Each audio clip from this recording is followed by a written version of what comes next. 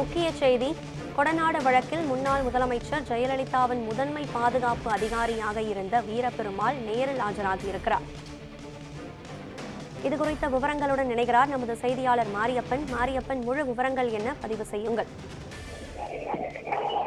கனகதாரா, அதாவது கொடநாடு கொலை கொள்ளை வழக்கு மீண்டும் மீண்டும் ரூபம் எடுக்க தொடங்கி இருக்கிறது. குறிப்பாக கடந்த சில தினங்களாகவே இந்த வழக்கில் தொடர்புடைய, அதாவது ஏற்கனவே விசாரிக்கப்பட்ட நபர்களை மீண்டும் விசாரித்து வருகிறது சிபிசிஐடி போலீசார் அதிகாரிகள். தற்போது இந்த வழக்கில் முக்கிய விவரமாக ஜெயலலிதா மற்றும் முன்னாள் முதல்வர் எடப்பாடி பழனிசாமியினுடைய முதன்மை பாதுகாப்பு அதிகாரியாக வீரபெருமாளுக்கு சிபிசிஐடி போலீசார் சம்மன் அனுப்பியிருந்த நிலையில் தற்போது அவர் ஆஜராகி இருக்கிறார்.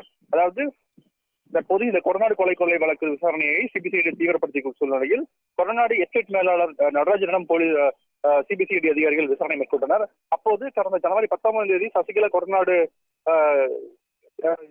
வந்தபோது பங்களாவில் உள்ள அறைகளை ஏதாவது பார்த்துவிட்டு சென்றாரா என கேள்வி எழுப்பினர். ஆனால் சசிகலா எதுவும் கேட்கவில்லை என நடராஜன் கூறியிருந்தார். மேலும் கணினி ஆபரேட்டர் தினேஷ்குமார் தற்கொலை குறித்தும் நடராஜனிடம் கேள்வி எழுப்பப்பட்டது. அன்று மாலை விசாரணை நிறைவடைந்த நிலையில் முன்னாள் முதல்வர் ஜெயலலிதா மற்றும் எடப்பாடி பழனிசாமிக்கு முதன்மை பாதுகாப்பு அதிகாரியாக இருந்த வீரபெருமாளை விசாரணைக்கு ஆஜராகுமாறு சிபிசிஐடி போலீசார் சம்மன் அனுப்பியிருந்தனர். இந்நிலையில் இன்று நேரில் ஆஜராகவும் அறிவுறுத்தப்பட்டிருந்தது.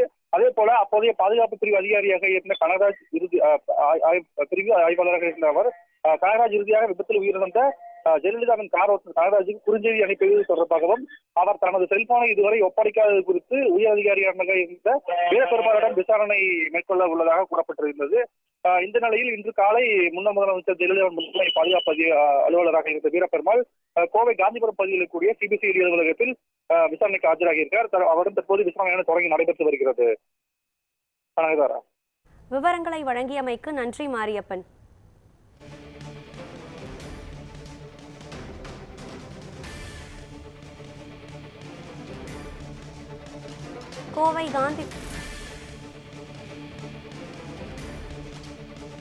கோவை காந்திபுரத்தில் உள்ள சிபிசிஐடி அலுவலகத்தில் பெருமாள் ஆஜராகியிருக்கிறார்.